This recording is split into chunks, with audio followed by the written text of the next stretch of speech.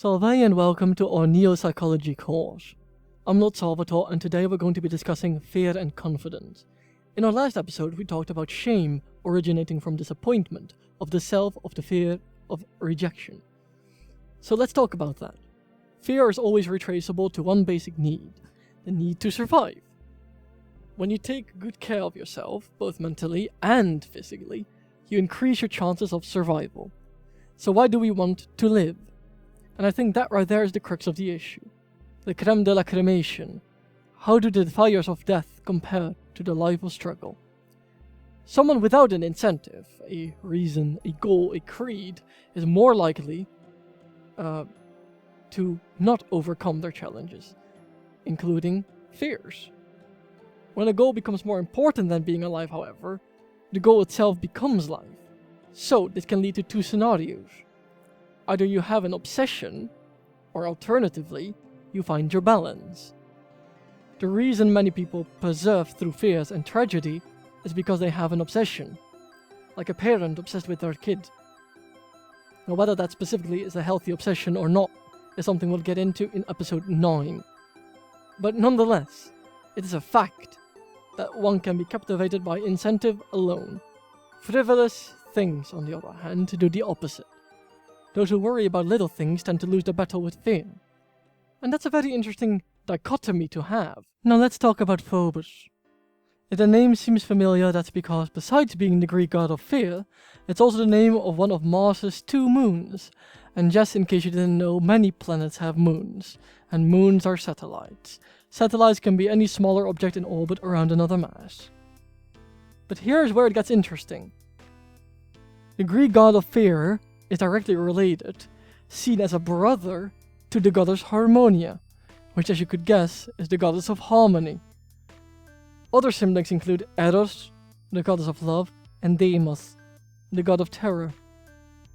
It's interesting to see that they distinguish terror and fear so much they had separate deities for them. Terror is more like panic, whilst fear is anticipation. According to some research, there are only 5 basic fears, out of which almost all of our other so-called fears are created. These fears include extinction, mutilation, loss of autonomy, separation, and ego death. Besides that, there are only 2 fears that are genetically passed down, which are the fear of falling, likely a remnant from the primate times when we would be sitting in trees, and the fear of loud noises, likely because of bigger predators. If you are into psychology, then you've probably heard of classical conditioning, a term that was a behavioral procedure for a dog originally tested by Pavlov, also called the Pavlovian dog effect, or Pavlov's dog experiment. In this experiment, he researched that dogs could be conditioned to salivate at the sound of a bell if that sound was repeatedly used during a time when they were gonna be fed. This in turn stimulated them to salivate every time they heard a bell. Ironically, the same dogs that were used for Pavlov's experiments were dogs that were eaten by the people of Leningrad during the World War, specifically World War II. When Germany started invading, there was a very long battle, the Battle of Leningrad, which was one that lasted from about the 8th of September 1941 to about the 26th to 27th of January 1944.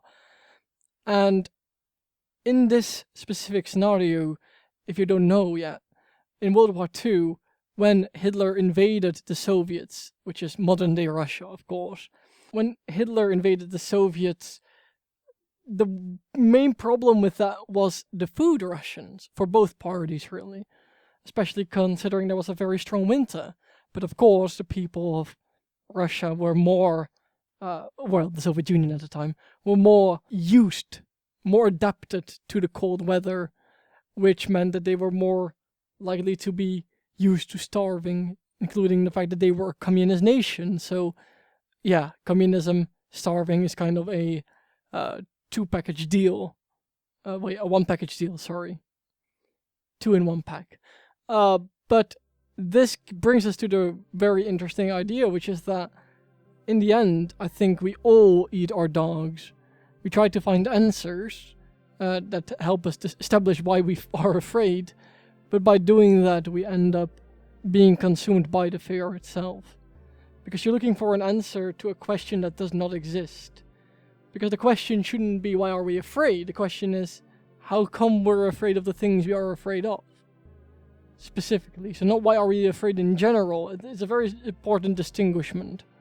This brings us back to survival.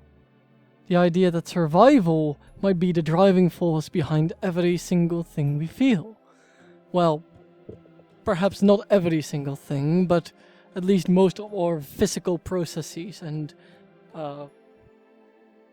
our internal litigation might be constructed from the idea of survival as we are. Protection of the ego, the self. So with that said, if we want to look at survival, we have to also look at what drives us beyond fear and confidence. Because where do these things spawn from? Well, you can say from a need to survive, but there's these chemical reactions that happen within us. So that's what we're going to be talking about in our next episode, which will be about joy and sorrow.